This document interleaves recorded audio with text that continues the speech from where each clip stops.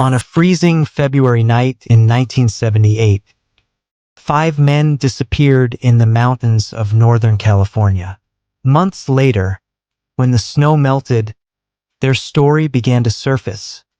For bodies, emaciated, frozen, scattered across the wilderness. The 5th man was never seen again, and the most haunting detail? One of them starved to death, inside a locked government trailer stocked with enough food to last the group for months. Why didn't he eat? Why didn't he break the windows? And why did they go up into the mountains at all? This is not folklore. It's not urban legend. This is the true story of the Yuba County Five, a mystery that has haunted California for nearly 50 years.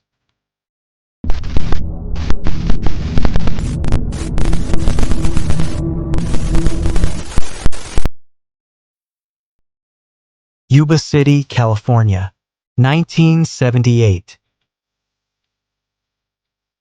5 young men formed an unlikely brotherhood. They weren't the popular athletes. They weren't the tough guys. They were outsiders who had found each other. Bill Sterling, 29, described by everyone as kind-hearted and deeply religious. He spent much of his time volunteering at the local hospital. Jack Hewitt, 24, the youngest. He had a learning disability and relied heavily on his friends. But his enthusiasm and childlike joy made him the heart of the group. Ted Weiher, 32, known as the Gentle Giant. At 6 feet 2 inches, he towered over the others, but was soft-spoken, protective, and loyal. Jack Madruga, 30, an Army veteran, quiet, dependable, and proud of his car, a turquoise 1969 Mercury Montego. Gary Mathias, 25, who had served in the military and returned home with a diagnosis of schizophrenia. He relied on medication, but when he was stable, he was outgoing, funny, and a central figure in the group. Together, they called themselves the Gateway Gators. They weren't professionals. They weren't even college-level athletes. But in their small-town league, basketball meant everything. They played hard, they trained, and they dreamed of winning. On February 25th, they had their biggest tournament yet. Each of them had laid out their uniforms the night before. They were ready. But on the evening of February 24th, the Gateway Gators decided to make a trip. They piled into Jack's Montego and drove 50 miles to Chico to watch a college basketball game. The men were in high spirits. At halftime, they bought snacks at a local store. Witnesses saw them laughing, joking, nothing unusual. But after the game, they didn't go home. They didn't return to Yuba City. And by the next morning, their families realized something was terribly wrong. When the men failed to return, their families immediately sounded the alarm. Police searched. And soon, they found something disturbing. Jack's Montego, abandoned. It was discovered on a remote dirt road in the Plumas National Forest, 70 miles from Chico, 70 miles in the opposite direction of home. The car was locked. The keys were still inside. It wasn't broken down. It wasn't stuck in snow. Investigators even started the engine. It ran perfectly. So why was it left there? Why would 5 men, who had no experience with wilderness, drive into the Sierra Nevada mountains in the middle of the night? The forest was desolate, covered in deep snow. The temperature had dropped below freezing.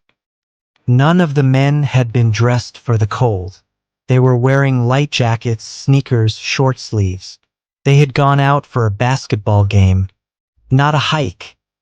And yet there they were, their car alone on a mountain road. But of the men themselves, there was no sign. The search was massive. Helicopters circled above the mountains. Ground teams trudged through snow. Families handed out missing posters. But nothing. No footprints. No discarded clothing. No evidence of a struggle. It was as if the men had vanished into the wilderness. Weeks turned into months. Families were tortured by questions. Ted's mother asked, "Why would my son walk away from a warm car into the freezing dark?" Bill's father said, "Something happened to them. Something drove them out there." But no one could answer. For 4 long months, there was silence. Until June 1978, when the snow began to melt, and the mountain gave up its secrets. On June 4, 1978, a group of motorcyclists riding through the Plumas National Forest stumbled upon a Forest Service trailer. When they opened the door, they found horror. Inside, on a bed, lay the body of Ted Weiher. He had wasted away, losing nearly 100 pounds. His feet were frostbitten. He had grown a long beard, suggesting he had survived for up to 13 weeks after disappearing. But the most disturbing detail? The trailer was stocked with food. Dozens of sealed cans, fuel, matches, blankets, even books. Enough to survive for months. Yet Ted had eaten almost nothing. His body showed signs of starvation. His family was devastated. His mother said, "Ted would have eaten. Ted loved food. If food was there, he would not have starved." So why didn't he? Why didn't he break open the cans? Why didn't he light a fire? Investigators believe Ted may have been too weak to open the cans without a proper opener. And one was found nearby, untouched. Was he too afraid to move? Too disoriented? Or was he not alone in that trailer? Soon after, searchers found more. In the woods, not far from the trailer, they discovered 3 more bodies. Jack Madruga, Bill Sterling, and Jack Hewitt. Their remains were scattered. Animals had disturbed them, but it was clear they had died of exposure, frozen to death in the snow. But one man was still missing. Gary Mathias. Only his sneakers were found inside the trailer. His body has never been recovered. The case of the Yuba County Five has haunted investigators for decades. Why did they abandon the car? Why did they march into the wilderness with no supplies? Why did Ted starve surrounded by food?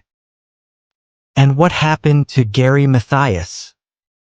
Some theories suggest Gary, in a schizophrenic episode, led the group into the woods. But his family insists he had been stable. He had taken his medication. And even if he had lost control, why didn't the others turn back? Others believe they were chased. Perhaps by a stranger. Perhaps by someone they trusted. And darker whispers suggest Gary Mathias survived, perhaps even at the expense of his friends. To this day, no one knows. The evidence is contradictory, fragmented, and terrifying. 5 men went to watch a basketball game. Only 4 were found, frozen, starved, and alone in the mountains.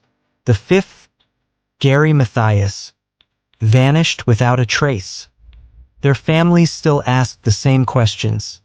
Decades later, Why did they leave the car?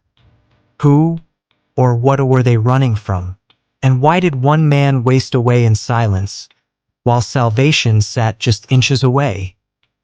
The case of the Yuba County Five remains one of the most disturbing mysteries in American history.